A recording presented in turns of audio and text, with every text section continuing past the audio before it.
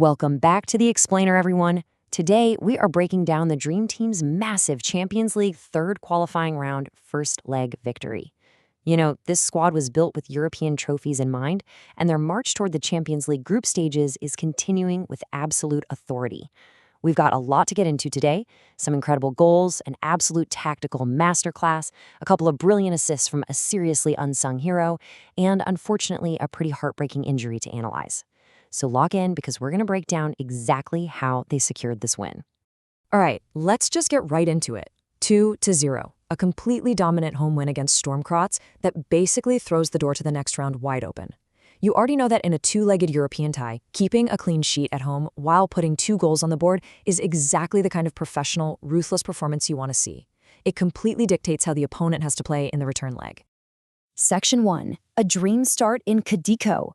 So manager Ismail Kartal rolls out a flawless setup right from the opening whistle, and that's what led to this 10th-minute goal that literally looked like something out of a PlayStation game because the passing was just that precise. Let's look at this 3-step progression. Step 1, Asensio uses his incredible vision to spot the open space. Step 2, Kerem Aktürkoğlu delivers this beautiful defense-splitting pass right into the penalty area. And Step 3, Talisca finds the ball on the left diagonal and unleashes this completely unstoppable finish to open the scoring. I mean, this wasn't just a goal. This was Talisca finding the net for his 3rd consecutive match and sending a massive message that he is ready to set Europe on fire this season. Section 2. Oosterwolde's injury. As much as we love the highs, football always brings adversity. Around the 28th minute, you could hear a pin drop in Kadıköy as Jadon Oosterwolde went down, clutching his upper left hamstring. He had to be stretchered off the pitch, which is just never something you want to see. We are absolutely sending him our best wishes for a speedy recovery. But, credit where it's due, Archie Brown had to step right into that high-pressure environment to secure the left flank, and he actually did a really admirable job of keeping the team's defensive shape totally intact. And you know what helped Brown settle in? This absolute brick wall of a backline. Even with that unexpected early change, the back four held an impregnable defensive line.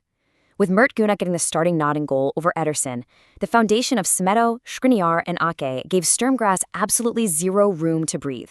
They were a wall. And having that ultimate safety net in the back is exactly what allowed the attackers to play with so much freedom up front. Section 3. The Kante and Guendouzi dynamo. If the backline was a wall, this midfield was an engine that literally never stopped running. Notice how Sturm Graz constantly tried to launch these transition attacks, hoping to catch the defense out of position? Well, they immediately ran headfirst into N'Golo Kante and Matteo Guendouzi. Whenever the Austrian side attempted to break out, their attacks were completely shut down and shattered. Kante's endless energy paired with Guendouzi's physical presence just tore the opposition's midfield to pieces. It was an absolute masterclass in breaking up play. So, looking back at the timeline of this first half, it was pretty chaotic, right? From the pure euphoria of the 10-minute mark with Talisca's goal to the heavy anxiety at 28 minutes. And just as we're all thinking, okay, let's get into the locker room at 1-0 and regroup, absolute magic happened right before the halftime whistle. Section 4. Greenwood's spectacular debut. I am absolutely obsessed with the tactical design on this play. Asensio, who, by the way, was really the hidden hero of the night, picking up his 2nd assist here, showed incredible set-piece intelligence.